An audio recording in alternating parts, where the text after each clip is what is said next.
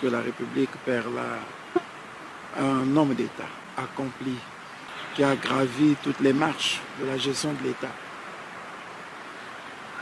Pour avoir été non seulement enseignant à l'école normale supérieure, mais directeur général de l'enseignement, ministre de l'Éducation, Premier ministre, ministre des Finances, haut fonctionnaire à l'UNESCO, ambassadeur du Congo à Paris. On peut dire oui, c'est une grande perte pour le Congo.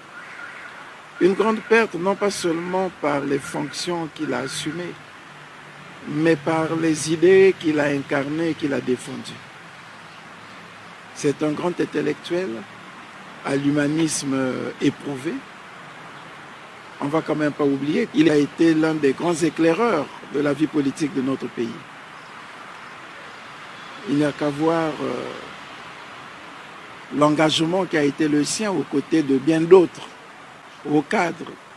Je citerai en passant Jean-Pierre Tchister-Tchikaya, Pascal Lissouba, lorsqu'à l'époque, ils ont adressé une lettre ouverte au président de la République, Massamba Deda. Donc, on voit déjà comment l'engagement de l'intellectuel s'était affirmé depuis là, pour avoir inauguré la culture des lettres ouvertes au président de la République dans notre pays. Oui, le Congo perd un grand homme de culture au travers de sa plume que je qualifie d'indélébile parce que les œuvres d'Henri Lopez resteront gravées dans la mémoire des Congolais. Ils se souviendront toujours du pleurer rire d'Henri Lopez qui a été retenu dans les programmes d'enseignement. Ils ne manqueront pas de se rappeler de Tribalik. Donc, toute notre jeunesse a été aussi impactée par l'œuvre d'Henri Lopez, comme bien entendu les Trois Glorieuses, cet hymne qui a irrigué la marche de notre pays pendant plus d'une vingtaine d'années. Donc, le Congo perd une grande figure de la vie culturelle, une grande figure de la diplomatie, un écrivain de haut rang et un grand fonctionnaire international, parce que ils ne sont pas nombreux dans notre pays à avoir assumé des fonctions de directeur général adjoint de l'UNESCO. Le Congo perd un homme politique, un homme d'État, d'une probité reconnue par tous.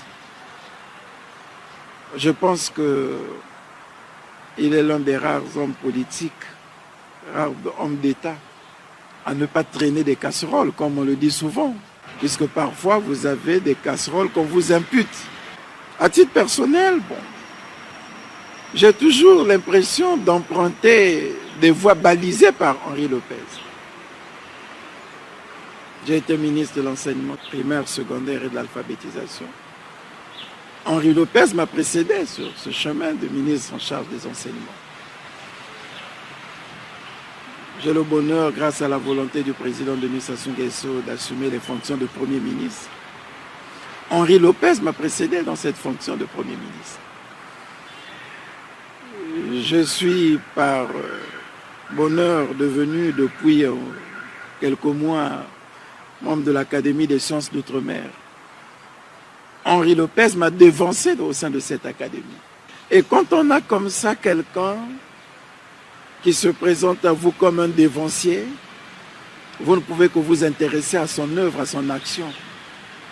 Il reste donc un ouvrage d'enseignement. Vous voyez, Henri Lopez, en tant que personne, en tant que haut cadre, haut dirigeant, en tant qu'homme d'État, en tant qu'homme politique, est le condensé d'un enseignement que je me dois d'apprendre. Il est donc lui-même un ouvrage pour moi. Et j'essaie de lire ses œuvres pour comprendre comment il a pu marcher, Quand il avait publié son ouvrage « Il est déjà demain », j'étais surpris de retrouver dans la relation des faits, en tant que ministre en charge des enseignements à l'époque, il soulevait les difficultés que nous rencontrions encore jusqu'aujourd'hui. Des difficultés sur les classes pléthoriques, des difficultés sur les tables bancs, des difficultés sur la méthode d'enseignement. Et ces problèmes sont actuels, je suis venu les trouver. Et j'ai vu parfois de quelle manière il les a abordés à l'époque. Voilà, donc, comme j'étais en train de le dire, il est pour moi tout un enseignement. J'ai eu les privilèges de procéder au lancement de la promotion à l'international du FESPAM dans les jardins de l'UNESCO, en sa présence, comme si c'était le moment des ultimes adieux. Oui, j'étais heureux ce jour-là de le retrouver là, heureux de le voir célébrer ce moment avec nous. Lui qui est un homme de culture, lui qui est un amoureux de la musique, du jazz, de la rumba. Nous étions donc heureux de le retrouver ce jour-là. Nous venons donc de perdre un intellectuel d'un humanisme très éprouvé, d'une probité établie et reconnue. Je prie simplement que son âme repose en paix. Henri Lopez est parti, mais son œuvre reste avec nous.